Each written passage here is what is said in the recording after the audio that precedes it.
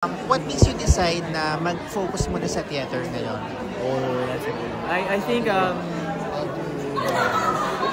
since One More Chance, nag-audition ako, and I started to feel this sort of exhilarating yung feeling ng fulfillment after doing a show. I really love how musical theater is pushing yung material, the songs, very different. Especially ito, yung score nitong sideshow is for advanced singing na siya. Kasi hindi siya parang, it's a jukebox. You really study. Kapag hindi mo siya inaral, hindi mo siya nakuha. I think that's what I love about it. Parang building something, talagang inaaral, talagang inaalagaan ng isang material. Kahit yung character, alam mo yun, you don't go out until you're ready. I think that's what I love about it. Once meeting people, kilalanin yung character more and more bago mo siya para sa May mga bagay ka pa na in-unlearn from your previous Marami. Lalo na yung grabe yung malapit masyado mag-usap. Mahina yung boses. Ngayon, kailangan ko lagi yung project. Tingin yung yung parang palakihin pero hindi OA. Marami akong unlearning. So, lalo na dito sa Sandbox, I think sobrang dami kong natutunan. I feel like bago na naman ako. I think it's a different production. It's a different experience. I feel like a student again Sobrang nag-aaral ako. Importante kasi I think kahit gano'n man karami natutunan mo, pwede kang bumalik sa parang wala kang natutunan. I think that makes the best student. And thank you Lord, kaya ko gawin yun. Parang, okay, wala akong alam. Paano? Turuan mo ko. And then let's build that together. I really appreciate it. And then, can you tell something lang dun sa previous two shows mo, yung One More Chance, the musicals, yung Liwanag sa Dilim, and then now, ano yung mga distinct na meron doon sa compared dito sa ngayon? Okay, dun muna tayo sa One More Chance.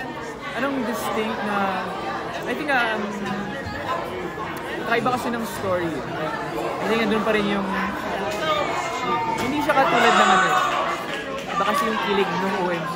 Iba yung, iba yung mga eksena talagang, even ngayon nagkakaroon pa rin ako ng flashback sa dami pang sobrang nakakakilig talaga yung how everything was written is. And I think dito naman kasi hindi siya written into the play. The play was written with the soundtrack talaga.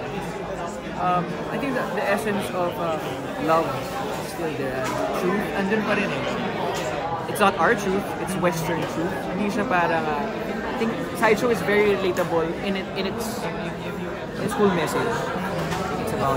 Since it's about love, identity, and survival. I think lahat ng mga tao nakakapag-resonate. I think yung One More Chance, may gano'n siyang themes It's about survival, identity, love. I think that's a very important message that makes Sideshow relevant.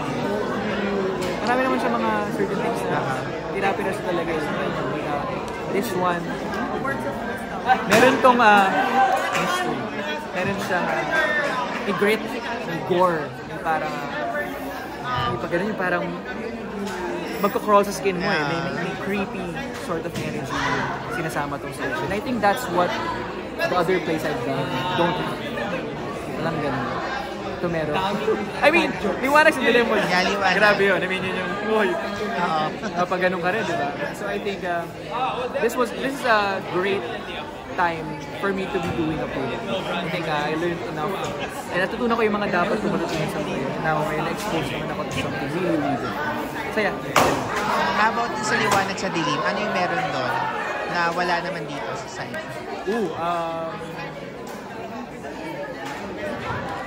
I think I can't compare Liwanag sa Dilim to Sideshow. I think ang wala doon, well, it's not really about sa wala. I think iba kasi yung message na I think Liwanag sa Dilim wanted to tell something different. Iba yung gusto niya sabihin, iba yung gusto niya ilabas siya. Iba yung mga tanong na gusto niya itanong sa sarili. This speaks more to say. It's about trying to accept yung nandyan na. Hindi mo nahanapin. Nandyan na. Sa Liwanag sa Dilim, hinahanapin mo yun. Isang ba dito? Diba? Ito, hindi. accepting accepting the freak, sabi nga nila. Accepting the freak inside. Okay, promote na lang. Ayun, Sideshow Musical. Sideshow Music. Please watch Sideshow the Musical.